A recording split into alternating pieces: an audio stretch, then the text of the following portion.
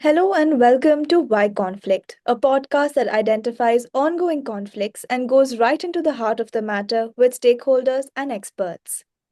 I am Chenab Guha And I am Komal Godara. at New Imaginations, a center on peace, conflict, and justice at the Jindal School of Journalism and Communications.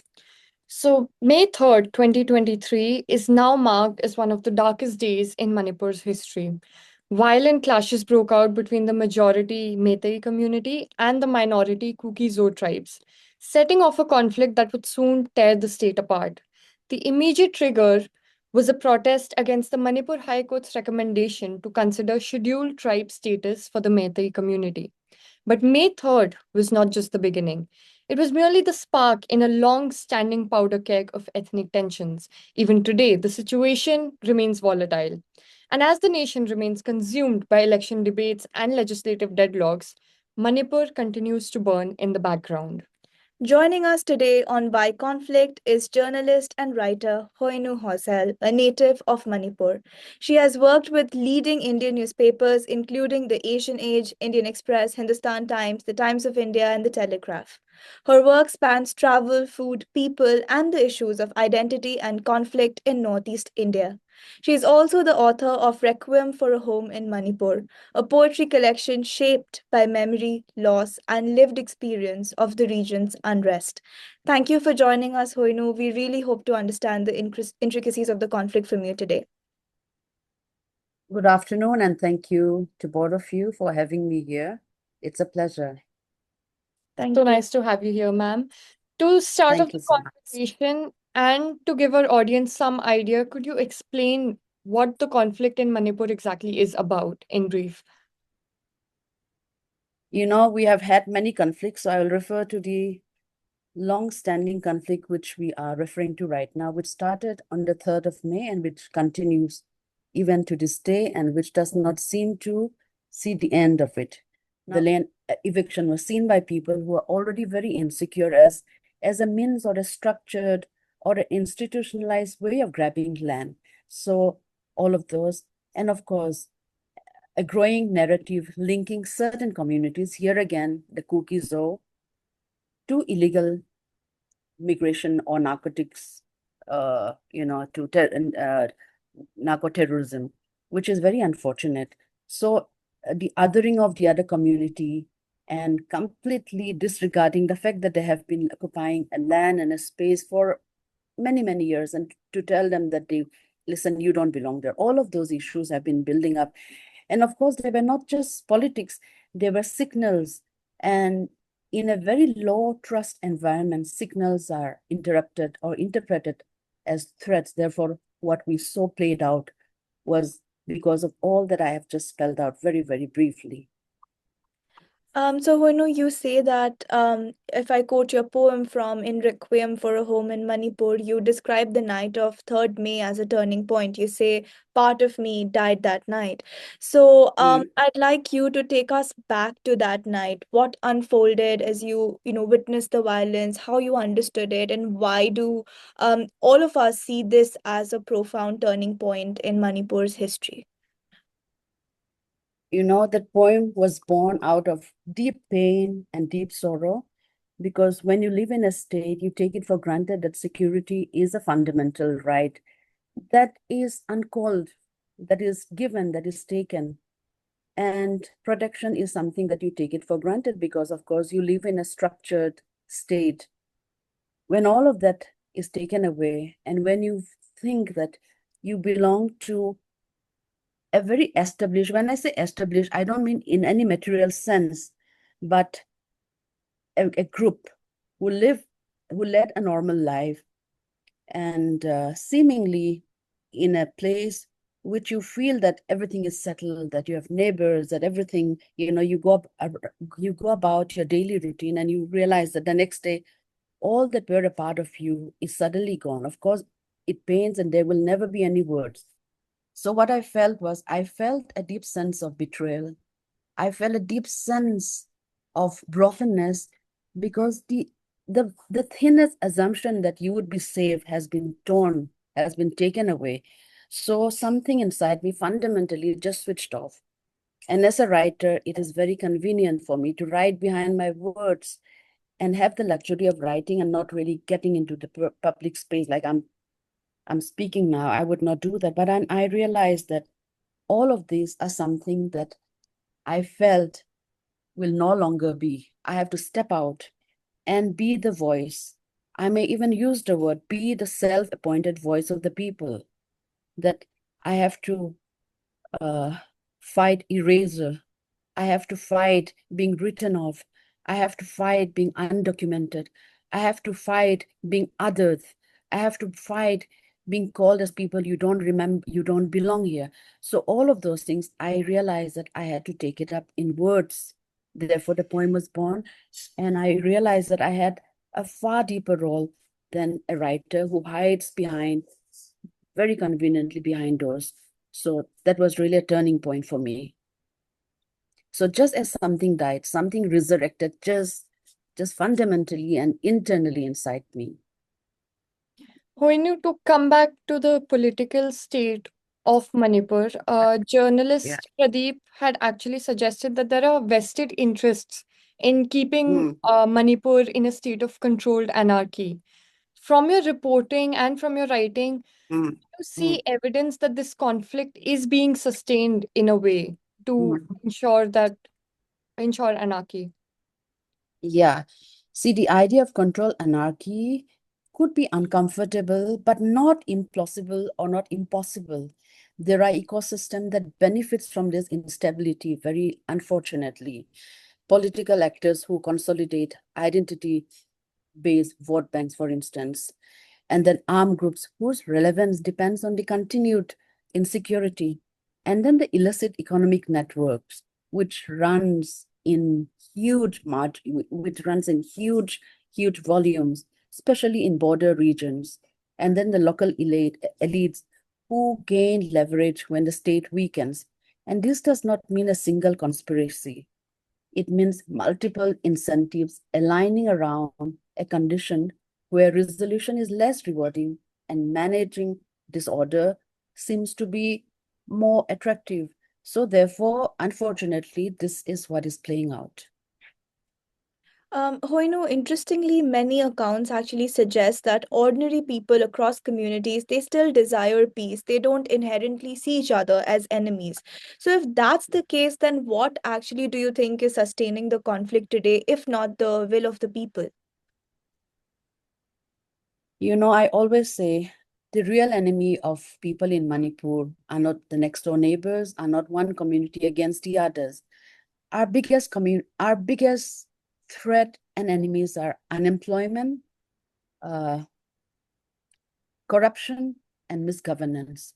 But we have been misled and blinded so much that people will protest against a neighbor rather than protesting against a broken road, a broken system, a park that's been going on for years, that they feel it's just so normal. So there is a misplaced belief that the enemy is somebody who is another community. So I think we are very misled. I think we're blinded. And what could perhaps be prolonging the conflict is there is no vested interest even among the leaders. Unfortunately, they are not committed enough to, even if you look at the violence that happened on the 3rd of May, it could have been controlled, and history would have been different if there was an intention. So the intent is very missing even amongst the local people. When I say local people, I'm not saying the common people, but people who are elected to rule. Are they invested? Are they committed? Are they committed in long-term prosperity of the people? Are they even looking at the number of youths who are unemployed? So I think, unfortunately, all of those are missing, and I would totally say that we are misgoverned, we are misguided. Today, the youth, look at the number of videos that are coming out, almost as if the next door neighbor is an enemy, but they would not raise a voice against unemployment. They would not raise a voice against all the systems that are broken. Education is, again, the schools, are they functioning? They would not raise the voice against absentee teachers. So I think there is a misplaced value and misplaced system in the state. You did mention the videos online that are circulating of Manipur, and in April alone, we've seen a bomb blast kill 2 children in Bishnupur and a separate militant attack on a civilian convoy. How are such attacks still happening in a state that is so heavily militarized?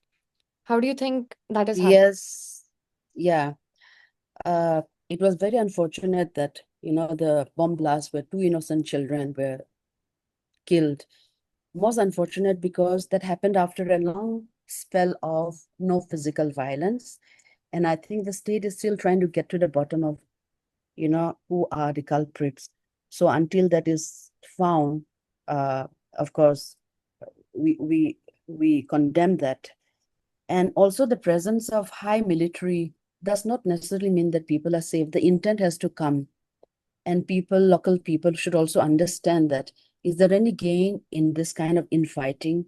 And also for the government to really understand that, there is a long, deep-seated grievances and we need to address those. And also to bring in peace, there are certain prerequisites for peace.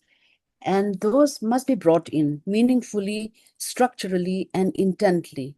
So unless and until those happens, there will always be hardliners from both the parties, and they will always be at play again. So I think at some point it is also difficult to rely alone on the governance. People also have to come forward and yearn for peace.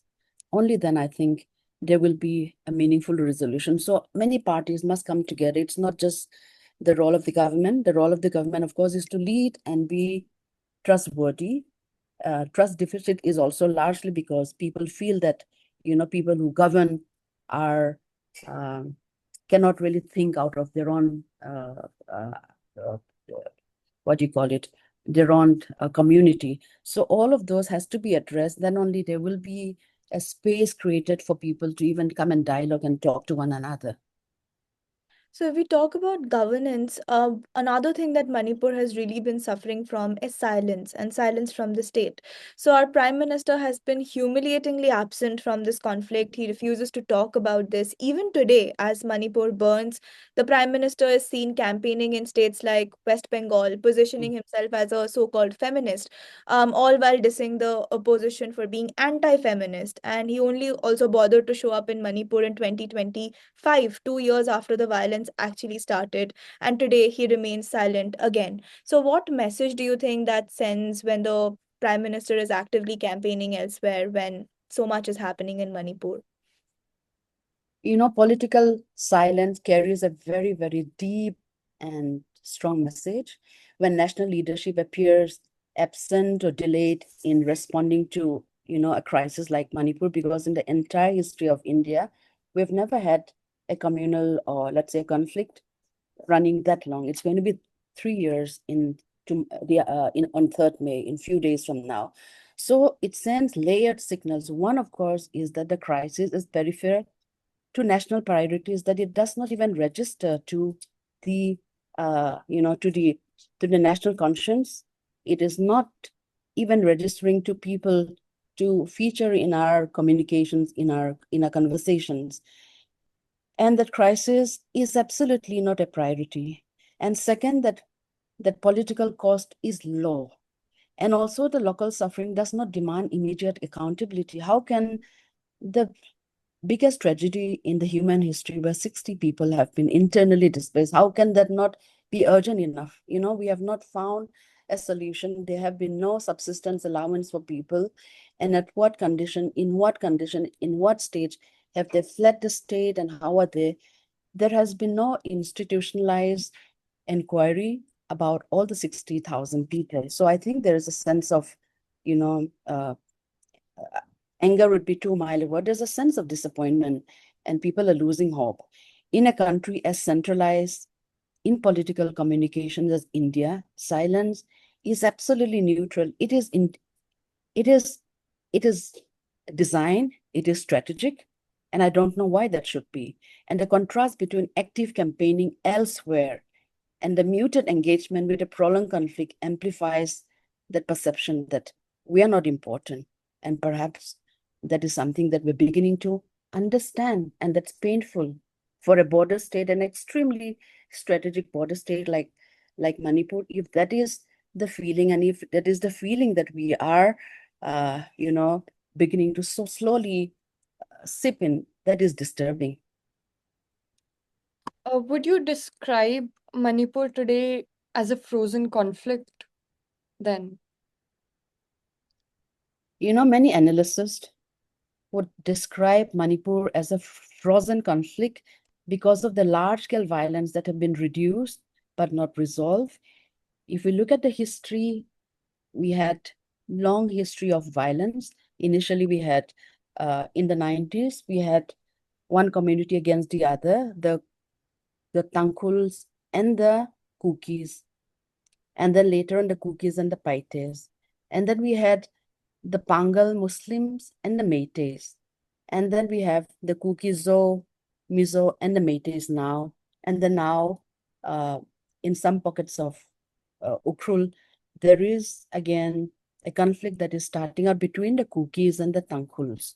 So I think there's a periodic flare-up of maintaining, tension, and there's no clear political settlement inside. And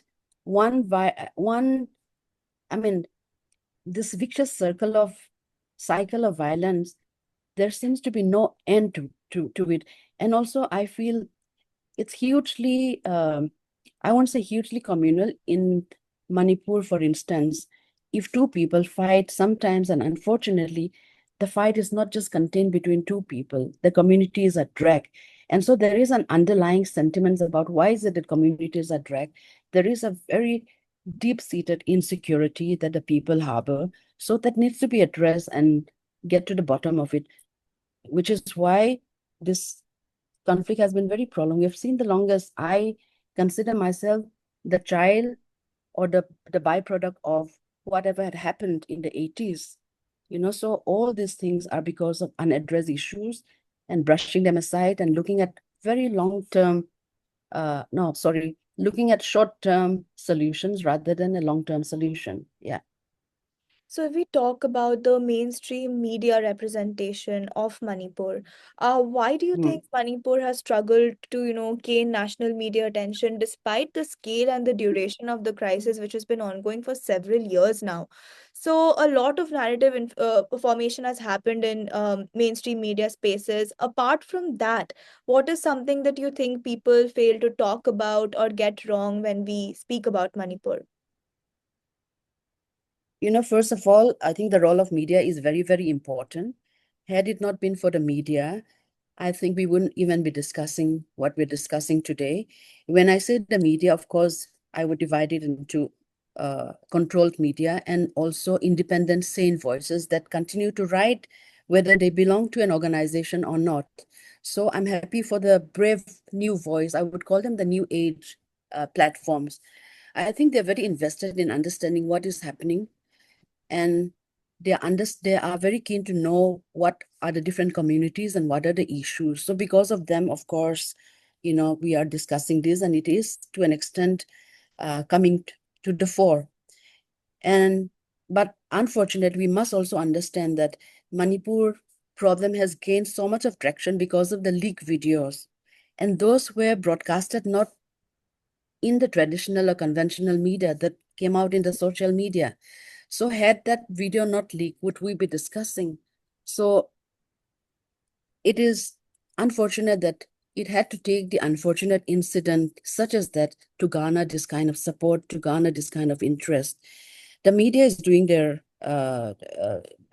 some responsible media, they're doing a very good work, but at the same time, that's not enough voice. At the same time, there are media who sit outside from a distance, and we also have too many experts and analysts sitting outside and giving out their own perspective of what should be, what shouldn't be. So that has always been the problem. For instance, if we look at, in the same vein, the policies that are structured for Manipur, there is a gap between policies and people. So a lot of time media should also get to the bottom of reporting. When they're reporting the problems of Manipur, they should not just get off at Imphal, they should go beyond. Similarly, for the Northeast, anybody who's reporting in the Northeast, they must get beyond the capital cities and go beyond the obvious. I think if you do that with intent, then truths will come out and people will also get a better and fairer idea of what is happening. Today, we are joined by Pradip Phanjoubam, editor of the Imphal Free Press and a leading voice on the politics and the lived realities of Northeast India. Based in Imphal, Manipur, he began his journalism career in 1986 at the Economic Times in New Delhi and has since then written extensively for both mainstream and academic platforms. He has also authored several books. Through his writing, he challenges dominant narratives, questions state and media power, and brings us closer to the ground realities of conflict. Pradeep, it's a real privilege to have you with us. Welcome to Why Conflict. Pradeep, so in several of your articles and interviews, Yeah, tell me. that there are vested interests in keeping Manipur in a state of controlled anarchy. So, from your reporting and writing, do you see evidence that this conflict is being sustained in a way? And if so, what do you think these vested interests are? Uh, I think it happens in every conflict, any conflict, in fact, prolonged conflict, that there will be people who are benefiting out of it, and also when you have a conflict, there will be people who set out with certain goals, and those goals have to be bargained. So they want the conflict to carry on. If the conflict stops, then the goals also end. From their point of view, that's a giveaway. So they don't normally want to let that happen. So they will want the conflict to keep simmering, so that they have that bargaining point, which is what happens. And then also there are third party in interests as well. For instance, not just in this conflict, but there will be people, for instance, who supplies weapons, who supply ammunition, that military industrial complex that happens at every level, and in great scale or lesser scale. But those interests do develop in any conflict, and I think that is happening here as well. That there will be people who are not actually interested in the goals of the conflict, but who have vested interest in the conflict. So, for instance, we have in the Manipur conflict, for instance, there's been so much talk about drug cartel, and then weapon smuggling, and there will be people who benefit out of those issues. And so I think they will have an interest, and they will also want this conflict to carry on. I mean, it doesn't without actually letting the conflict go out of control. You keep it there so that your ways are clear. That kind of interest is, I think, it's always there. And of course, a lot of people say this without actually providing hard evidence, but the atmospherics are quite clear that this kind of thing will be happening. You keep speaking to people, and then most of the people actually want normalcy back, and that's quite natural too. But the conflict carries on. You have, for instance, a semblance of peace coming in, and then there'll be some incident somewhere, and then that blows up again because it's a tense atmosphere, and that again derails that peace process, and it again prolongs the conflict, keeps it simmering, again serving that same interest, the vested interest who want the conflict to carry on. Pradeep, you did mention that a lot of people benefit out of this conflict and specifically the Manipur conflict. But how central is the drug economy to the continuation of this conflict? This is one of the factors. It's not just the only factor, but then it's one of the factors. So there would be people interested who benefit out of it, who make big money out of it, and it's quite a big trade. It's according to the satellite images, it's about 16,000 acres under poppy plant, and moreover, there are also the state is just next to Myanmar, which is again completely lawless at the moment, and also the Golden Triangle. Much of that Golden Triangle is actually in Myanmar, northern Shan state, and now that Golden Triangle is expanding, and it is quite evident that triangle has actually expanded into Manipur as well, and of course adjacent Chin state and all that. So much has been written on this that the Golden Triangle is either reaching here or has expanded into the region. So it's quite a big thing. And when you have such a big business happening, there will be interest who wants to keep that business going on, and the conflict actually helps. If you have the conflict, if there's lawlessness, because this is also a lawless kind of a trade, you want that lawless atmosphere. So that is quite a likely situation, and also it is proven to some extent, a very good extent, in the sense that you have satellite images of the poppy grown, as well as every now and then you keep hearing of drug hauls during transit and at the airports in Silchar, in Mizoram, in Manipur, in Imphal. And right now the Imphal route is slightly difficult, so people take a detour, and you keep hearing of these hauls in Assam, especially Silchar and others. So this is a big issue. So, Pradeep, I was also reading one of your articles called Normalizing the False Binary of Hill Valley in Manipur, which was published in the Economic and Political Weekly. So, over there, you argue that poppy cultivation cannot be explained purely by structural poverty and that agency actually matters. So, how do we balance this without blaming the already vulnerable communities, especially given Manipur's proximity to the Golden Triangle and its role in the narcotics routes as well? Yeah, that's it. I think the state has to take big steps. When I say the state, I'm talking about bigger Indian state. It has to take a big step in actually controlling this business, and you have to catch the kingpins first, because the farmers are a different player. I mean, they are at the bottom of that scale, and they are doing it. They're also important, but they are not the ones who are running it. They are not the ones who are actually driving this trade. So you have to catch the kingpins. The farmers also have to be encouraged to do something else. I was just reading something on Afghanistan recently, where the farmers were quite willing, if they were given a choice, to actually go for other crops.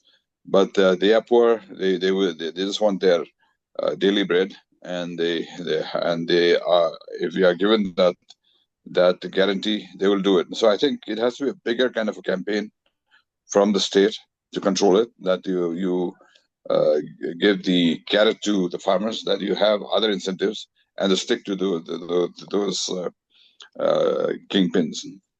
That's how I think it has to be both a matter of fear and love, as Machiavelli says, that you have to win the love, the faith of the people, as well as the fear of law of the same people. If you combine these two, then I think that control will come about. Pradeep, you also argued that the hill valley binary in Manipur is often a false or an oversimplified narrative. But if not this binary, then what is the most accurate framework, according to you, to understand this conflict? I think that binary is there very much. It's a perception. Sometimes that perception is not always accurate, which is why I was saying that, because you tend to compare. For instance, when you say the valley, people tend to see the Imphal city as the valley, and try to compare the capital city with a village in the hill. Then the comparison, of course, there will be lots of differences. You can't have huge hospitals there in the villages and townships as in Imphal. But if you that comparison, I was saying, is not very representative, and is not also accurate. When you have to do that comparison, then you compare a village in the valley and a village in the hills, or a district headquarter in the valley and the district headquarter in the hills. And then I think the difference won't be too much. I mean, there will be some, because topographical difficulties are there in the hills. So that will be there. But this populism in politics actually take advantage of that, and then they start hammering on this point that the valley, Imphal gets everything. Imphal is the valley, and Imphal gets everything, and nowhere else. The development benefits come, which is actually quite a false kind of comparison. It's like comparing, say, Delhi with Meerut. Meerut is not getting anything. Delhi got everything, so we have to fight against Delhi. That kind of an attitude is. I mean, there will be differences, but is that a fair kind of an assessment? This is what I was asking. It's not a fair kind of assessment because the capital has to have certain infrastructure, such as the Raj Bhavan or the assembly or some of these the government infrastructure structures will have to be there at the capital. You can't say all the embassies in Delhi should be shifted to Ghaziabad or somewhere. It has to be there. So that you can't make a comparison and say this is discrimination. So that's the thing I was saying. Of course, there are differences, topographical difficulties, as I said, that when you make a road in the hill, it will cost much more than when you make it in the valley, because you have to cut the hillside, and also the maintenance is much more difficult because gravity is at work. There are landslides, landslips, and all that. So you have to reinforce it much more. So it's going to be much more costly, which is what also scholars like James Scott says that the road friction to development is much more in the hills, and then in the plains. And that kind of difficulties are there. That kind of differences is there. But you have to make a correct kind of an assessment. It's not a motivated kind of a difference, but it's happening because of the topography. And then, of course, you have to give weight to where you can't just give an equivalence between, if you invest 100 rupees in the valley, you have to also invest only 100 rupees in the hills, because in the hills it's much more difficult. If it takes 200 rupees to make a road in the hills, maybe it takes 100 rupees to make roads in the valley. So that kind of weightage you can give, but let it not be seen as something motivated, because that actually creates a lot of friction, lots of distrust, and even hatred. Which is what I was against, that you can create that kind of a binary, that the plains are always taking advantage of the hills. That kind of a binary doesn't help anybody. Ultimately, it leads to conflicts. And if you want to address that conflict situation, then you have to have a realistic kind of assessment, where certain things happen because of the topographical difference, not because of motivation. So you have to address that thing. You have to invest more if it is necessary in the hills. For instance, I have seen this comparison not just in the case of Manipur, within Manipur itself, but so many times that the per capita investment in the Northeast is more than in UP and things like that. But when you have a population of 1 lakh, a population of 1 crore, per capita maybe just 1 rupee in that 1 crore population, and per capita maybe 10 rupees in the population of 1 lakh. But in terms of volume, that per capita 1 rupee investment is going to be more. But and when you create infrastructure, when you make a bridge, it is not per capita. It's just that actual cost. If it costs, say, 100 rupees or 1 crore rupees to make a bridge in say Bombay, it's going to cost 1 crore rupees to make a same or maybe more to make a bridge in Nagaland. But when you make per capita kind of a comparison, then in Nagaland it'll seem like it's 10 rupees or 100 rupees per capita, when it's just 1 rupee or 50 paisa in Bombay. But the bridge is the same. So that what I'm saying is that the comparison has to be realistic and also assessed on the basis of what is there on the ground. You have to make a road; it'll cost the same thing anywhere. But and if you start saying only 100 people use that road here, and 1 lakh people use it there, so that road is investment in much less. That's a wrong kind of assessment. So I'm just giving one example, but you have to have that realistic comparison, realistic assessment, and then give the weightage to what is necessary. But as I said at the beginning, these kind of differences that come out of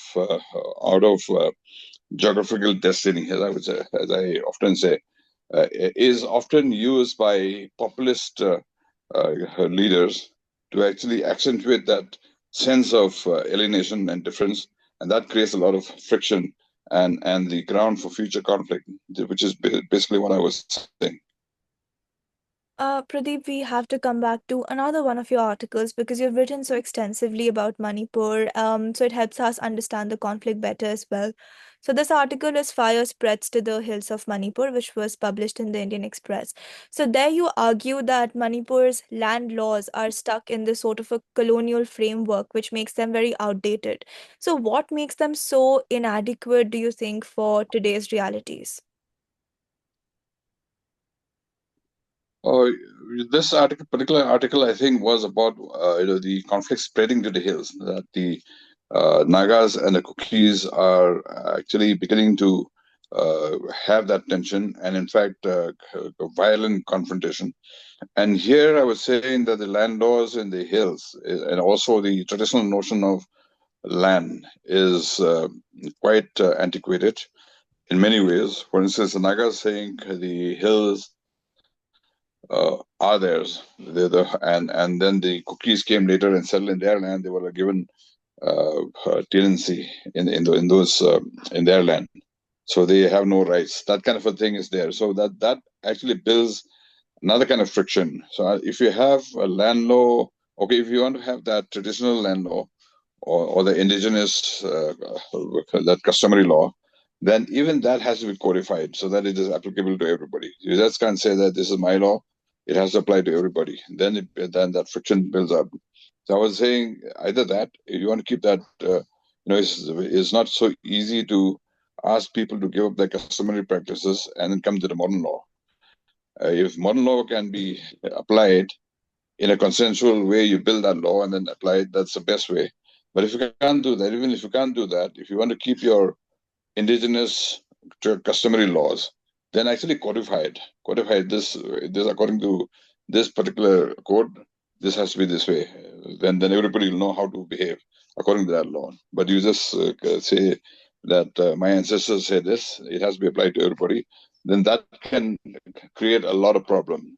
In fact, this is what the same problem that the UN faced when they were coming up with the United Nations Declaration of Rights of the Indigenous People. So they were also trying to codify customary laws, and customary laws are different from different communities. And if you come to the Northeast, every village will have their own customary laws. So there will be clashes everywhere for little disputes.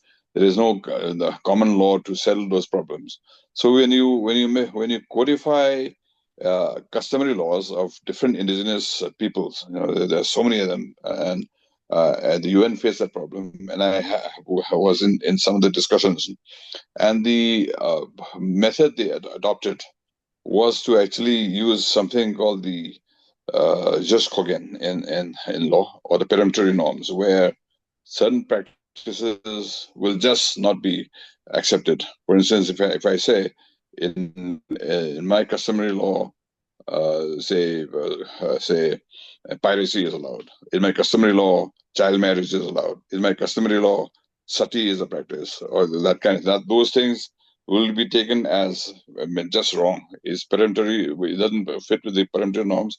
Those will always be excluded. So you have to filter it out so that things which can be applied to everybody, those will be accepted and then codified. And according to that code, you'll start functioning. And every community will have to go according to that. It'll be also a consensual kind of a code where the practices of every community, every different indigenous community will be aggregated, and then a consensus arrived at how certain disputes should be settled, or certain practices should be done, and all that. Only after that is done, only when it's made a little more universal and not just unique to any one community, then that problem will have much better solutions. This is basically what I was arguing. Pradeep, finally, to wrap this all up,